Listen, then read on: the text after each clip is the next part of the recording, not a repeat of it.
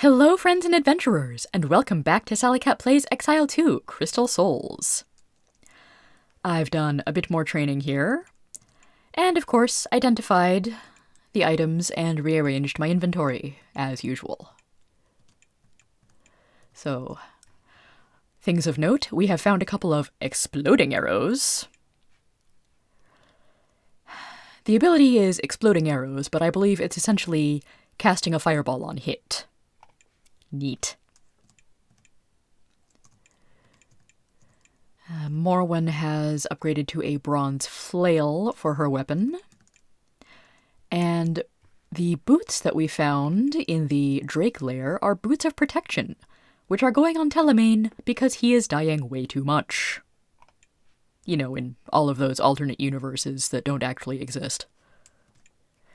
Because power of save load!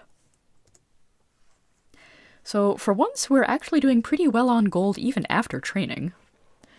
Not much noteworthy there, just basic, general slight improvements. But since we are a bit higher level, there's a few areas in Formalo that I would like to explore better. We will start with probably the least interesting one.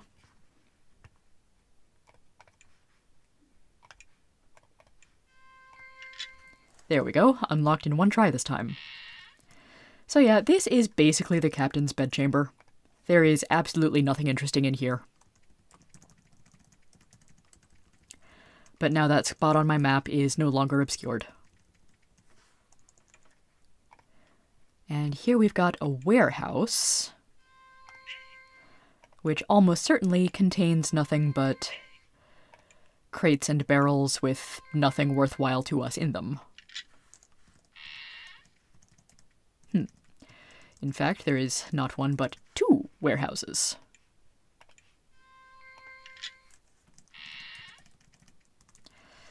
Looks like your pretty standard storage areas, but there is a suspicious bit of empty space over here. Hello? Ooh, I see stuff under the barrels.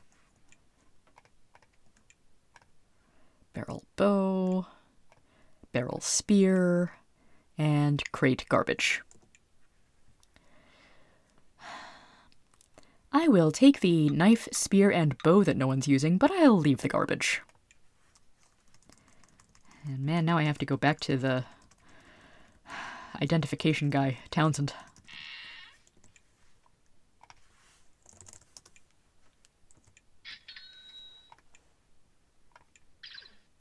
Stone knife is garbage. Stone spear is also garbage. Cavewood bow is not entirely garbage, but I only have one archer at the moment, and Trouble has a better bow. That's probably going to cost more to identify than I will get from selling them. Darn it. I did need to sell Telemaine's extra boots anyway.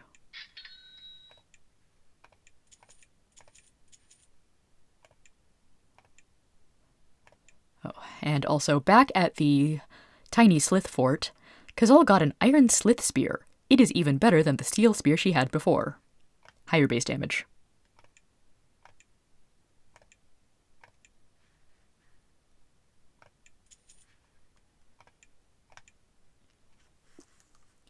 Wait a second, I just noticed there's more stuff over here.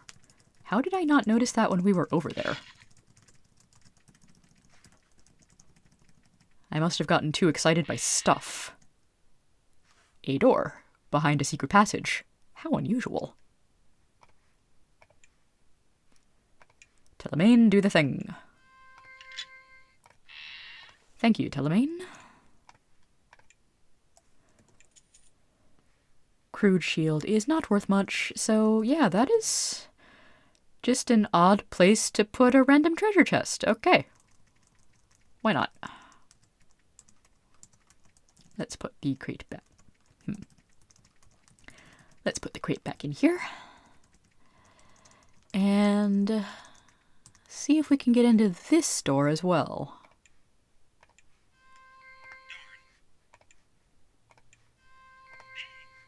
Come on. There we go. Thank you.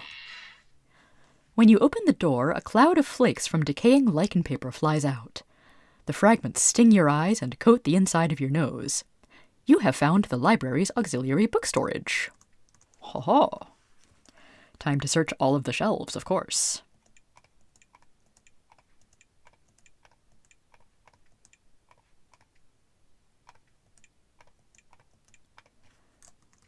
Magic barrier.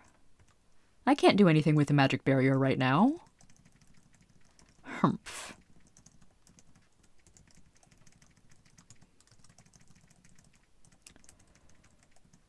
This area, I'm pretty sure, is either Mayor's private quarters or Formalo Treasury.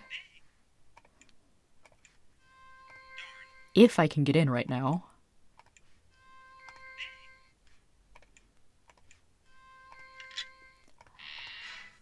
These are the Mayor's living quarters. By Exile standards, they're quite luxurious.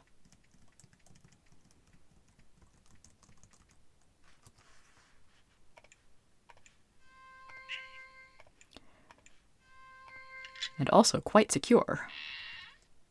Ooh, statues.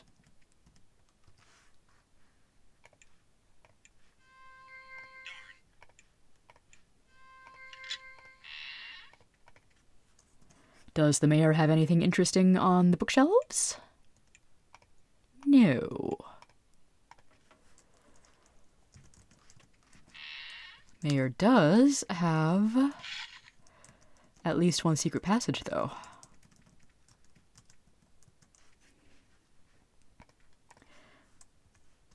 Okay, my keyboard glitched out on me for a second there.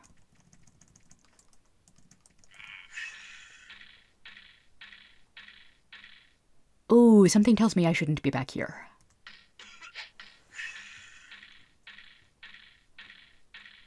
How many guardians are there, and how much trouble am I in? Okay, 3 guardians. That's kind of a lot.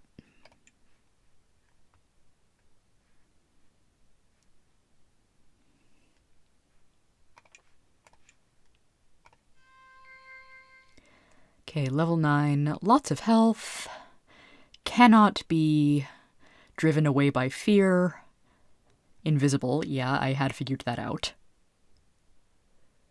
and resistant or immune to a lot of stuff. Don't much care for that.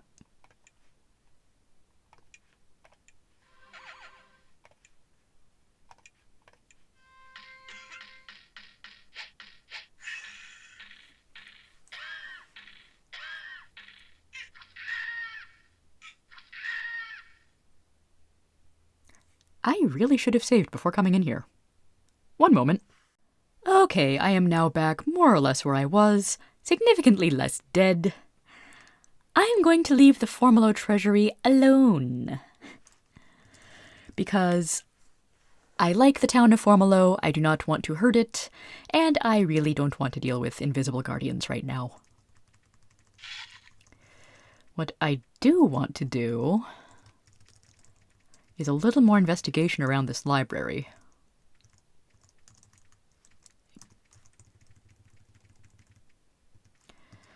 So we've got a barrier here, and a secret passage over here. We can totally access the cow pen uninhibited. No, but really, we can access this very well-hidden bookshelf. This bookshelf contains a collection of religious tomes.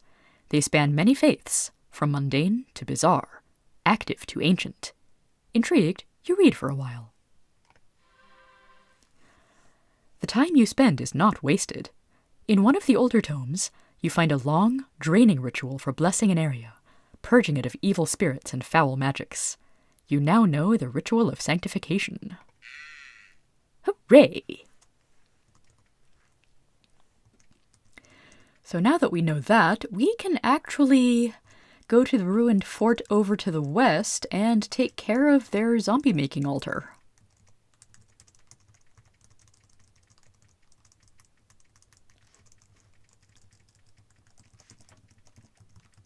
And we can use the back passage for old time's sake. So everything is dark, but we do have pretty much the full map. Hello. Very unpleasant to see all of you.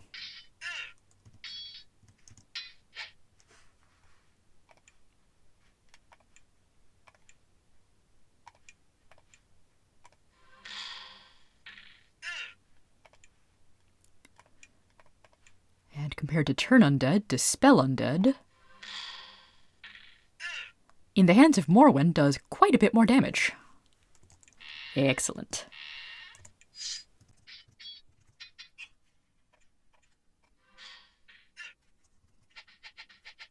Of course, if the monster can be killed with fewer spell points, also good.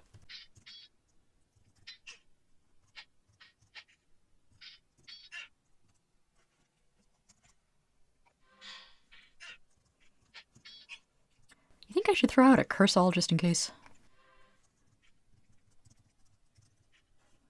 I hear something walking around, but I don't know what. Also, I've been a bit foolish because to actually use the ritual, Morwen does need to keep all 50 spell points. So I'm going to take a quick nap and try to come at this a little smarter. Okay. Yeah, hitting the destroy button will just try to attack the altar with weapons.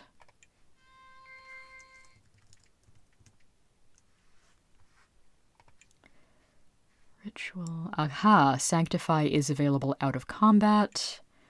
Is it available in combat? No, it is not. That makes sense. If it's such a long and draining ritual, you probably can't cast out while dodging zombies.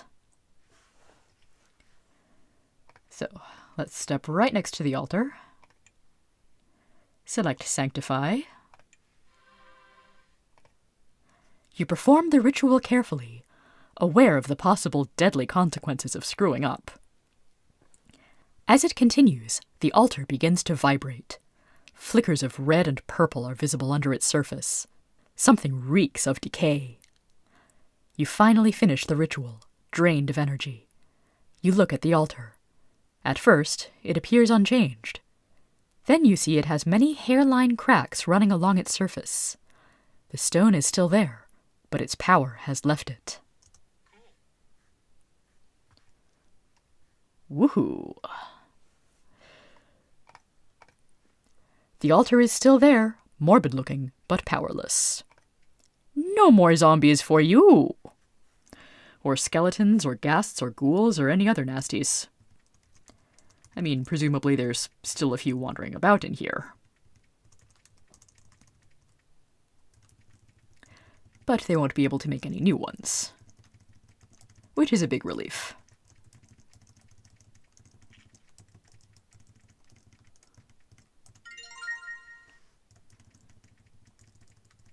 So let's go talk to Captain What's-His-Name.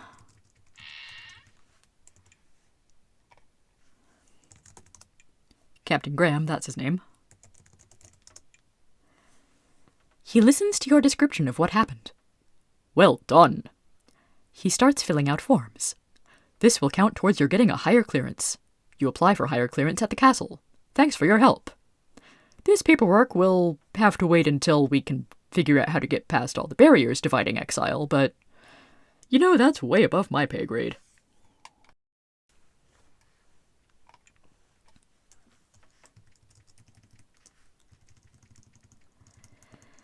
Speaking of which, there's really only one thing left to do in these parts.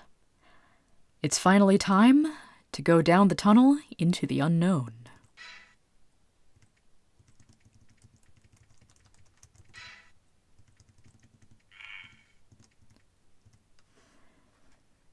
Here the corridor doesn't quite end, but narrows and heads off into the distance, far beyond the range of your lights. It looks to be a bit of a walk. Do you go down it? Let's go in. The corridor winds on for miles, and then widens.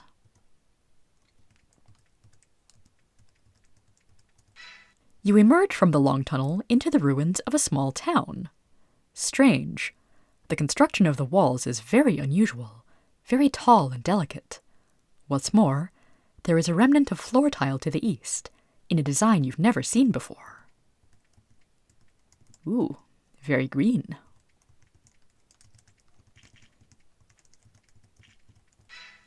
This is another small ruined building, with more of the strange tiled floor. On one section of it is a gold rune, glowing very, very gently. You've seen runes many times before, but the design of this one is totally alien to you. Will anything happen if we step on said rune? Apparently not. A section of the ancient wall falls on you. Okay.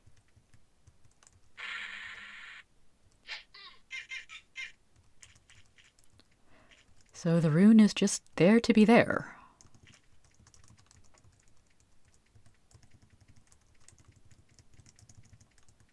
Someone has left a boat. Oops. We are in an entirely different cave on a tiny shore.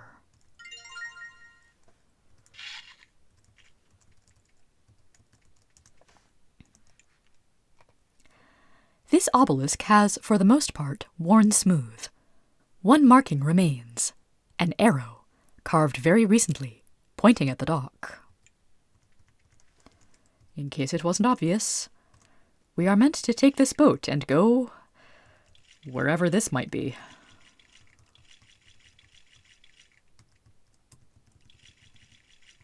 And yes, you can just see over on the side here the edge of another map of another part of Exile. So, naturally, Jeff Vogel does like to reuse and conserve his resources as much as possible.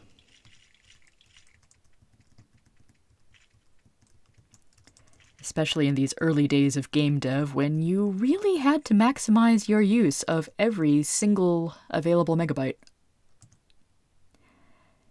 You think you see movement under the surface of the stagnant pools of water around you. Before you have time to react, you are attacked. Oh snap, null bugs.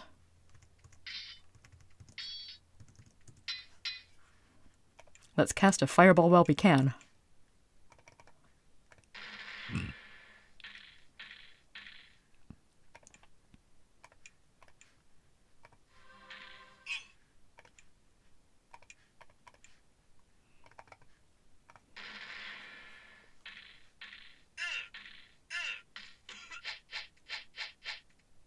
I do not like null bugs. They create anti-magic fields. So right now, I can't cast magic onto Trouble. I can't cast magic onto the bugs. I could target on Cimmerine. So actually, can I do a Cure Poison from here? That doesn't exactly involve targeting. Oh cool, I can.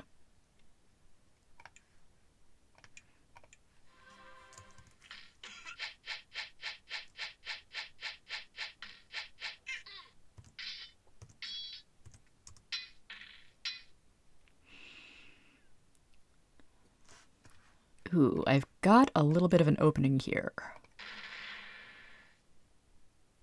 And it does absolutely nothing, because even though I targeted it in an open space, the null bugs are within the anti-magic fields, and so they are completely unaffected. And I can't cast Cure Party because I still haven't recovered most of my spell points. Great.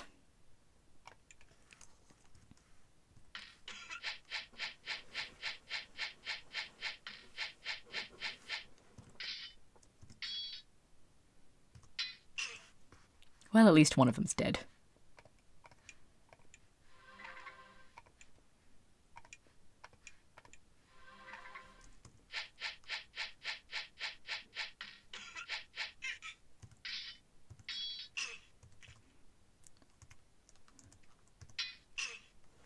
Thank you for dying. Okay. Got to cure Kazal. And then we can rest.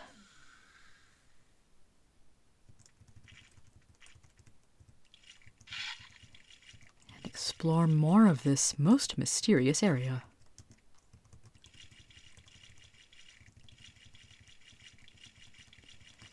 Yes. Interesting little crystal village or hut there.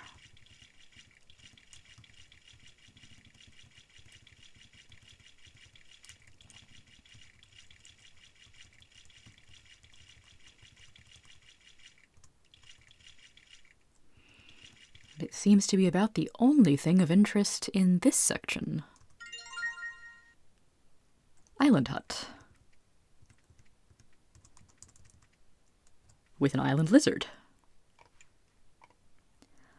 A fat, sluggish lizard wanders around the house. It must be either a pet or food. It doesn't have a name tag. It hisses at you. It takes a while for it to build up the strength.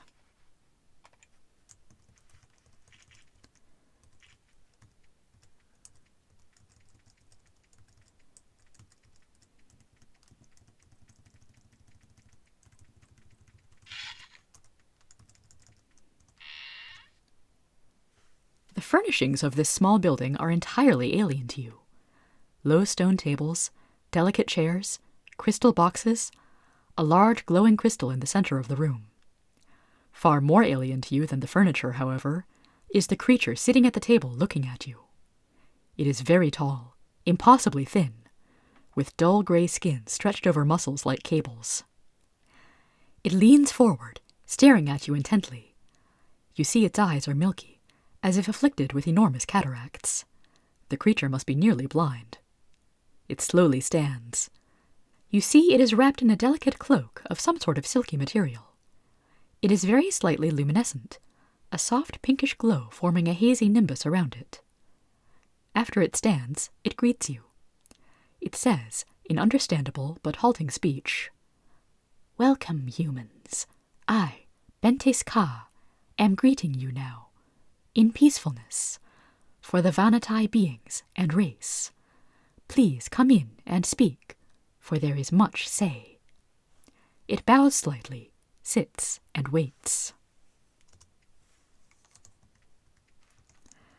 So this is our first example of Vanita tile set and furnishings, and an actual in-the-flesh Vanita.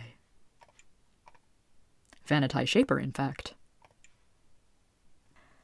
The Vanita stares at you expectantly. It bobs its head. "I am called Bentis Ka by my people. The Ka is the sign of my position as a mage." It speaks your tongue, but haltingly and with many errors. "I have been waiting here for humans to be coming. Before you begin the dark journey, you must learn of my people."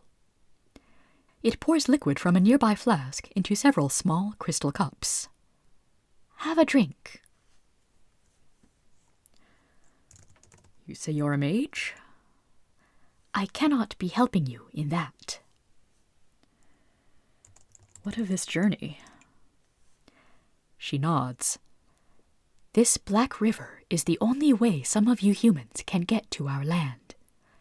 We must bring humans to our land to try to prevent horrors. I was put here to tell you of my people and to tell you the route. I can giving you some small assistance." "I see your horror in your eyes at my appearance.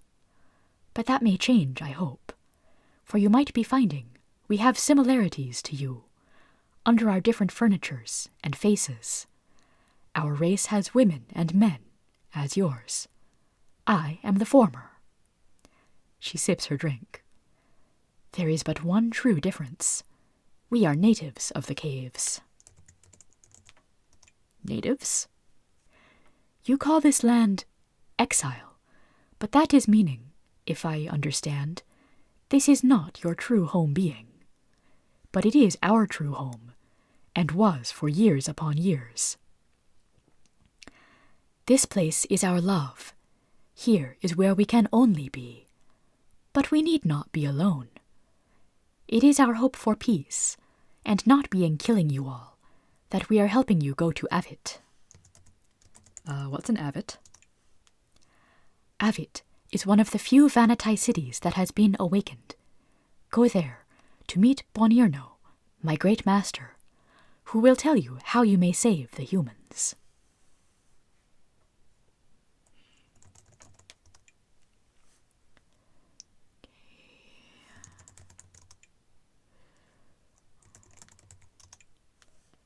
Journey.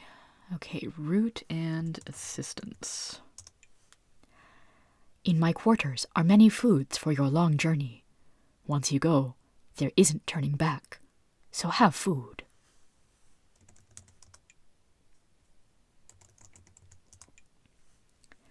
To Avit, city of my people.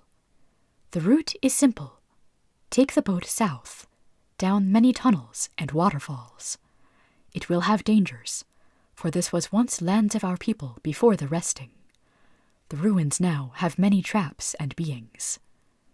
Go south, and you may then find the tunnel to Avit. Okay. So it sounds like we have quite the journey ahead of us. In this cabinet you find Vanatai clothing. The gossamer thin, faintly luminescent cloaks are neatly folded on the shelves.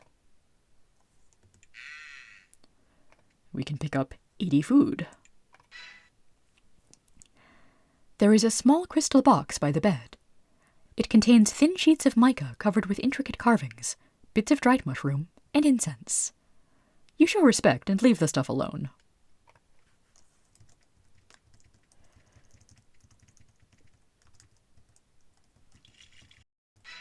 As you maneuver down this narrow tunnel, you notice that the water is starting to speed up. Yes, we can simply continue on our way here. But it might not be the best idea. The water flows faster and faster. You hear a loud, familiar roaring ahead. If you keep going, you may not be able to get back. Yup, there is a waterfall block here. We're not going to go there just yet. I actually want to go back to Formalo and stock up a little bit on a few things. We still can from here. I'm not sure if we can talk to the mayor and get any new information, or share what little we've learned of the Vanatai so far. Okay, yes, I'll kill you.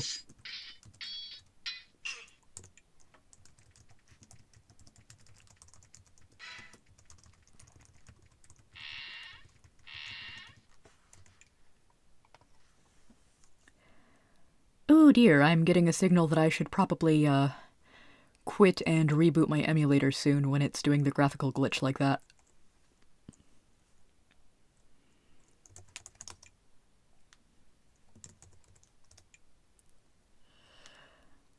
So yeah, he'll just say he doesn't know anything about the Vanatai.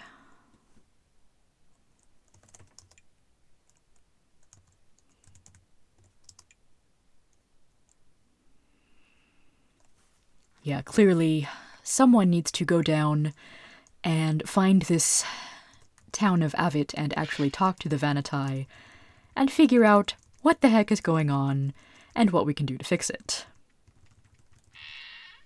But first, supplies.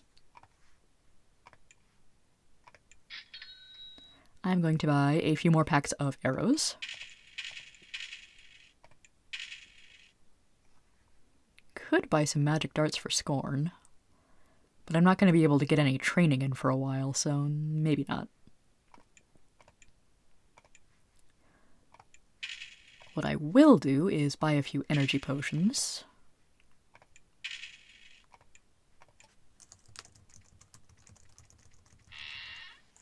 And then talk to Jen and get quite a lot of food.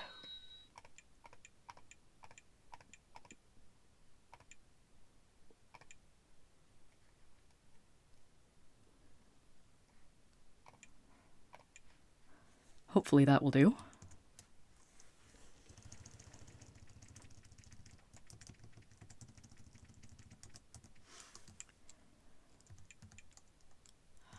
Zul has a few skill points because she did just level up.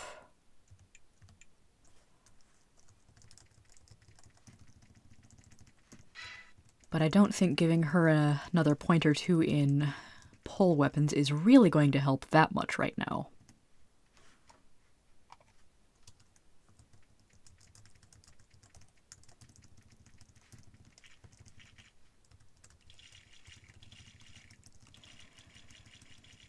So we've got a big pile of food, we've got ammunition, a few potions. There's no more putting this off. We've reached the point of no return, and it's time to cross this Rubicon.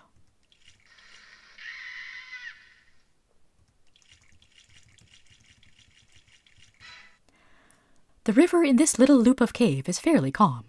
However, there is a waterfall to the east, much larger than the one before. Unfortunately, you don't seem to have any other exit.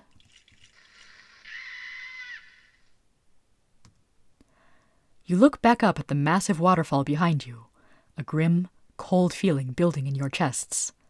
There is no way back up. There is no refuge nearby. And there is nothing below you but black, icy cold water waiting to consume you. You can hope for rescue. It's always possible. But if you cannot find a way to escape, you have only one option. Onward, into the hands of the Vanita. Chapter 2. Black Waters.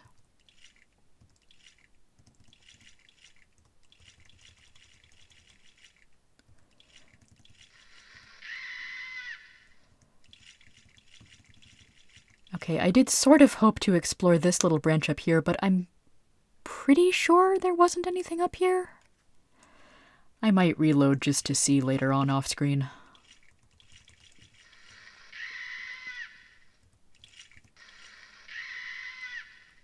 I keep doing that. Oh, look, I can do it again.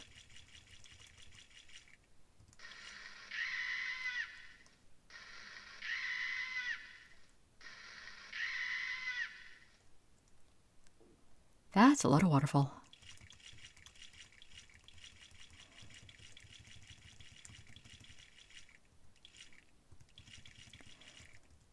And now, here we are in a somewhat more open area of total wilderness that no human has ever set eyes on before. What will we find here? Find out next time. Have a good one, everybody.